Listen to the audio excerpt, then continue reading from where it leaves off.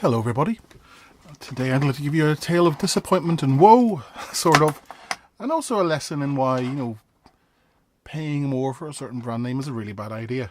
It's about watches in this case. And a term you should bear in mind for this video is Veblen goods, V-E-B-L-E-N. And a Veblen good is a product that you pay more than it's actually worth for. So for example, a product that costs €100 to manufacture but sells for 1,000, and you pay that premium because it's considered a luxury brand or the way it's marketed. Rolex watches are a good example of that there. No, they don't cost anywhere near 4,000 or 5,000 euros to manufacture, but that's what they sell for. And you don't take into account the marketing costs. No, it's the marketing that makes it more expensive. No, the fact of the matter is, a cheap little Seiko watch will keep the time just as well, if not better, than a 5,000, 6,000, 7,000 more priced Rolex. There you go. In this case, I'm going to talk about Tissot, which is a brand of watches owned by the Swatch Group, who also own Omega, Tissot, Longines, and Swatch itself. A company that covers the full sort of spectrum of watch manufacture in terms of quality and price range. Tissot have always been marketed as a sort of mid-range Swiss watch. It's like a good quality Swiss-made watch that has good timekeeping. In fact, from what I understand, they use the same timing mechanisms as Omegas and Longines, but at less cost. And I think the big difference is why it costs different is marketing. Tissot is marketed more at people who have average incomes, whereas Omega and Longines would be marketed at very upper class people, high-end management, directors. In case of Longines, people are into horses and equestrian and stuff like that.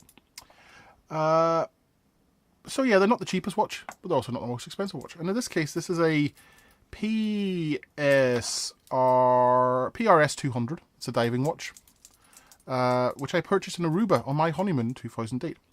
And it was $700. And I bought it for two reasons. One is I wanted a nice watch, but I didn't feel like I could justify spending $2,000, $3,000, $4,000 on a Rolex or an Omega, because diminishing returns kick in at a certain point.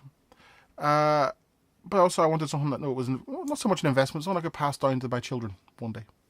And I thought, this Tissot, this is towards the top end of their range. This is a very nice watch. This will do. When I bought it, it was actually quite a nice rigid watch, and it was very well made. But over time, I've noticed that the strap starts to wobble like this, which you don't want. No, that shouldn't happen. I noticed the gold plating's coming off and making it look kind of nasty. These bits of trim here are just bits of metal folded round, and they've actually come off. They're not welded in. Sorry, brazed into the watch structure itself, and they've sort of folded off here and. I've actually cut myself on it on times, and just the painting on the numbers and around the diving indicator is coming off. Not that I ever use a diving indicator. I've never been diving in my life.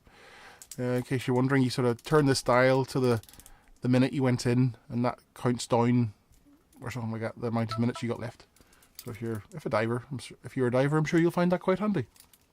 No. So anyway, I'm generally disappointed with the quality of the watch in general, right? And I'll compare this to a very cheap Seiko, which cost a fraction of that. This was like 60 or 70 euros. It was really, cheap. But they've had this a few years, and the quality is just so much better. The strap doesn't flex as much. The strap still has certain rigidity into it. No, you don't have. This had that when I got this, but now it just flops like a limp. Reproductive organ, and also this is solar powered, so I don't need to change the battery. And also this just feels a more substantial watch. I'm much happier with this watch than I am with this. So anyway, for the last few years, when I had to get the battery changed on this, I would take it into a place called Fast Fix, and that's a chain of franchise jewelry repair shops. Don't go near them, honestly. They ruined this watch more than it was already. I took it in to get a battery change, and somehow they made the second hand stay at 16 seconds. So they rearranged the hands. Don't know why. Stupid thing to do, but they did it. And they also charged me 28 euros to change a battery that costs them €1 or €2. Like, I know there's labour involved, but no, to them it's probably less than a 5-minute job to do this. So I did it myself this time. So anyway, I opened it up. And generally you need a special tool to open these. And it's kind of like a bar with 2 pins coming down and they slide along. And you slide them along until they engage with these notches. But anyway, you can actually just use a pair of long nose pliers instead if it fits in. In this case they do.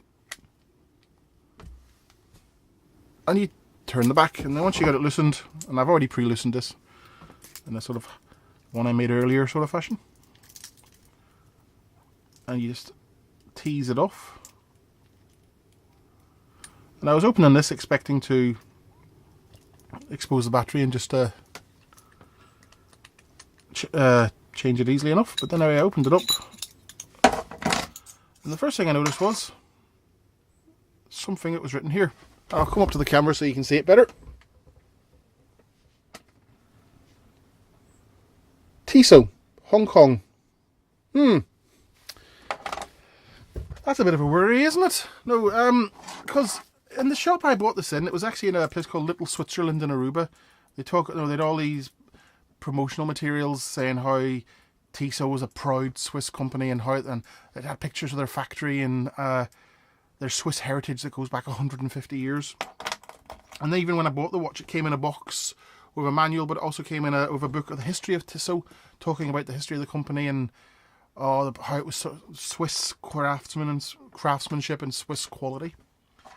But then for me to open it up and see Hong Kong, I was kind of disappointed. I was like, what the hell's going on here? So of course I did what any normal person would do. I went off and hit the internet. And lo and behold, some other people had that issue as well. They noticed that Hong Kong was written. And some people emailed Tissot and they came back to them and said, yes, some of our watches and some of our watch parts are made in Hong Kong. So, what the hell, Tissot? Or Swatch Group? This is deception. Outright deception. If I buy a Swiss watch and it's marketed to me as a proper Swiss watch, a quality Swiss watch, I want the whole watch to be made in Switzerland. Not because I'm a snob, but because you told me it was a Swiss watch and I wanted to be made in Switzerland. So there you go. I feel kind of let down. I feel kind of almost, I wouldn't say ripped off, but I feel, well, yes, I do feel a little bit ripped off. I know people say, oh, buyer beware. No, what are you doing spending $700 on a watch? No, when a cheap watch will do the job. I acknowledge that, but at the same time, you know, sometimes some of us want to buy something nice, a treat.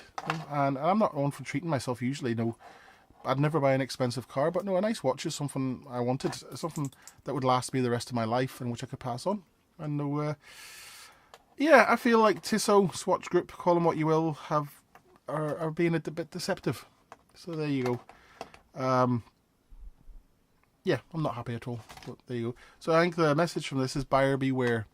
If you're buying luxury goods which market themselves as coming from a certain place or of a certain heritage, the chances are, in this day and age, even though you're paying the same price or more than ever, they're probably making parts in the Far East to save themselves a bit of money. No, and buyer beware and all that. Unless you can visit the factory and see it being made, you don't know what you're getting. So Tissot, looks like I won't be buying any more of your your Swatch Group. Looks like I won't be buying any more of your products ever again. Cheerio.